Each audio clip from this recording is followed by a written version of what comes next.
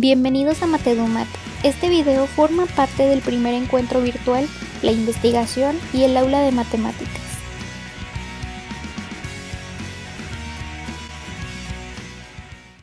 Hola a todos, soy Jenny Patricia Acevedo Rincón, profesora e investigadora del Instituto de Estudios en Educación aquí en la Universidad del Norte en Barranquilla, Colombia. Vamos a presentar el día de hoy la ponencia titulada Educación Matemática e Inclusión, una experiencia que voy a presentar con diseñadores gráficos en un curso de geometría de primer año del curso de diseño gráfico. A continuación, les voy a hablar de tres aspectos importantes cuando inicié la investigación en este sentido. Lo primero es pensar en ajustes razonables y resultados de aprendizaje propios de un nivel universitario. Posteriormente, paso a hablar del trastorno del espectro autista, cómo se caracteriza y posteriormente, qué investigaciones existen actualmente en torno del trastorno del espectro autista a nivel general. Primero, entonces, hablando de ajustes razonables, en la Universidad del Norte contamos con un manual de ajustes razonables para estudiantes universitarios en el cual se consideran diferentes discapacidades, algunas sensoriales, otras del neurodesarrollo o mentales. En este caso, vamos a enfocar la mirada en el trastorno del espectro autista, que es una de las que son contempladas en este manual. A partir de una discapacidad se caracterizan estas discapacidades frente a unas dimensiones particulares. Estas son atención, memoria, razonamiento, lenguaje y comunicación y funciones ejecutivas. Estas, a su vez, tienen unas necesidades que los estudiantes deben suplir de alguna manera para poder lograr el aprendizaje. A partir de estas dos características y necesidades, planteamos un conjunto de ajustes razonables para los estudiantes en etapa universitaria y posteriormente proponemos algunos recursos online que ayudan en esta etapa de pandemia, pues que estamos en virtualidad. Asimismo, se considera el trastorno del espectro autista como una alteración del neurodesarrollo cuyas características tienen que ver con su conducta, su comportamiento, especialmente con la no sociabilidad, no comunicación verbal y no verbal, y además habilidades ejecutivas algo poco afectadas como la planificación, flexibilidad mental, flexibilidad cognitiva, generatividad, inhibición de respuestas, habilidades mentales y sentido de la actividad. Sin embargo, no todas las personas con trastorno del espectro autista son caracterizadas con las mismas condiciones. Significa que para ser profesor de un estudiante con estas características debe primero conocerse sobre qué base se va a trabajar con el estudiante. Asimismo, se consultaron diferentes investigaciones, más de 50 investigaciones a nivel internacional en diferentes idiomas, español, francés, inglés, alemán y portugués, en donde se indagó sobre qué posibilidades tienen de aprendizaje y de enseñanza, que era mi interés, en cuanto a la enseñanza de las matemáticas, qué materiales usaban, qué conceptos se habían priorizado en las investigaciones sobre estudiantes autistas. La mayoría de ellos hablan de uso de materiales concretos y también de objetos virtuales que pueden facilitar el aprendizaje de los estudiantes. También se habla de software como Touchmat, Teach y ahora investigaciones en GeoGebra, que son las que estoy adelantando en este momento.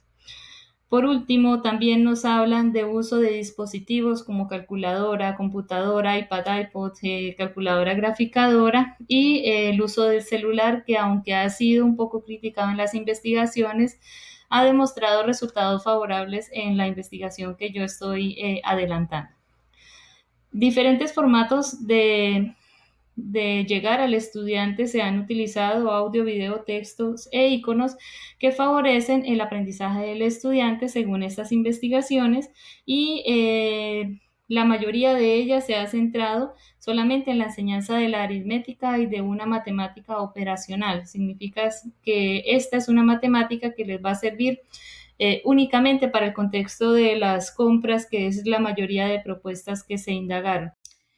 Sobre el curso de geometría podemos decir que es un curso grande, tiene 27 estudiantes, 2 con trastorno del neurodesarrollo, 1 con trastorno específico del aprendizaje, 1 con trastorno específico del lenguaje y entre todos los estudiantes juntaban diferentes ritmos de aprendizaje y de trabajo dentro del aula. En este curso, la profesora soy yo, dirigía por primera vez el curso en la Universidad del Norte, sin embargo, ya tenía experiencia en este tipo de enseñanza.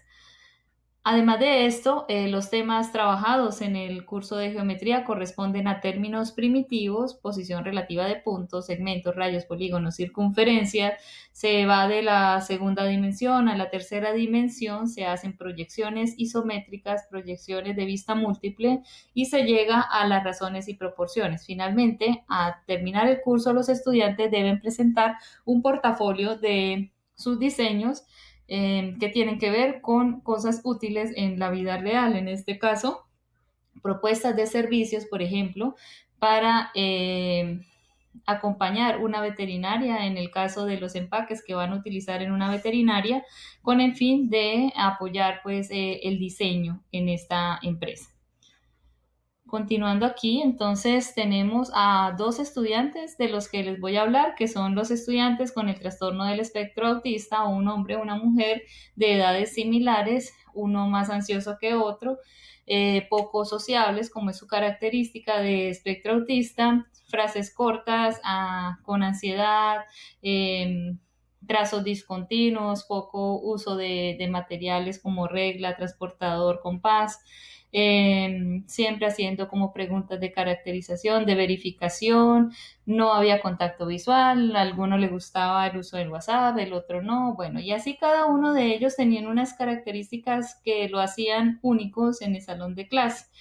Vamos a ver algunos de los trabajos con los que los estudiantes participaron durante este curso de geometría. Entonces, en este video se evidencian los trabajos de Marc, en donde empezamos a ver los trabajos iniciales, donde sus trazos eran indefinidos, y cómo llega a evolucionar este tipo de trazos a partir del uso de GeoGebra, en donde identifica características puntuales del trabajo con esta herramienta. Bueno, vamos a adelantar aquí a la parte donde está la proporción a 1. Para finalizar, voy a presentar algunas de las conclusiones de esta propuesta que se llevó a cabo durante el primer semestre del año 2020 y que seguimos actualmente desarrollando en esta segunda parte del semestre. Entonces, es necesario reconocer las diferencias culturales, socioeconómicas, de raza, de sexo, de todo tipo de condición de aprendizaje, en el sentido en el que estas diferencias nos van a ayudar a reconocer el grupo y, por tanto, a proponer actividades diferenciadas. El reconocimiento a la diferencia con una mirada positiva implica la reafirmación de identidades, diversas subjetividades que deben ser reconocidas, comprendidas y respetadas. Y finalmente, mientras no se dé un estatus digno a la diferencia y no se reconozca esta heterogeneidad dentro de las salas de aulas, que son microsociedades, será difícil pensar que las personas son diferentes y que cuentan con capacidades diversas que pueden ser dadas para participar en la sociedad. A partir de esto, hago las preguntas. ¿Qué retos se deben asumir al interactuar con nuevas generaciones cada vez más diversas, nosotros como profesores? ¿Qué tipo de profesores y formadores necesitamos ser y formar en nuevas generaciones? Y finalmente, el camino de investigación está abierto. La pregunta es, ¿en qué quieres contribuir? Hasta aquí termina la presentación. Muchísimas gracias. Esta es mi página de contacto para que ustedes me puedan escribir si están interesados en saber más. Hasta luego. Agradecemos la participación de la ponente en este encuentro y a ti por tu atención. Te invitamos a dejar tus aportaciones y preguntas en la sección de comentarios que encontrarás en la parte inferior.